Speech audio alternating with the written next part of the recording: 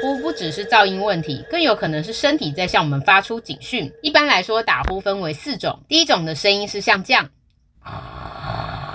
你会发现它声音在比较前面，其实这是悬雍垂的波动，是最常见的类型，大概80%的台湾人，这是常跟的 data 都会有。那相对呢，这个状况是比较轻微的。第二种，你有没有发现它的声音在比较偏上面？这个涉及到鼻腔还有上颚区域的波动，通常是跟鼻子结构的问题有关。第三种，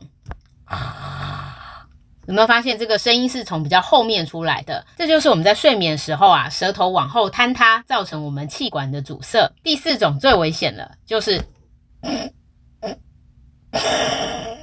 有没有？就是呼吸到一半突然没有声音，然后再大喘一口气。这个就是睡眠呼吸中止症，这不但会影响睡眠品质，而且也会导致你白天醒来之后觉得非常的疲劳，加剧工作当中的压力感。其实以上状况都反映出身体高度缺氧的问题，你可能太累、太疲劳、休息不够，或者是身体过度肥胖导致身体一直发炎，所以就缺氧。想要了解怎么样高效补氧，留言想补氧，我会跟你分享我的补氧秘密武器。今天开始跟着露露躺平就赢。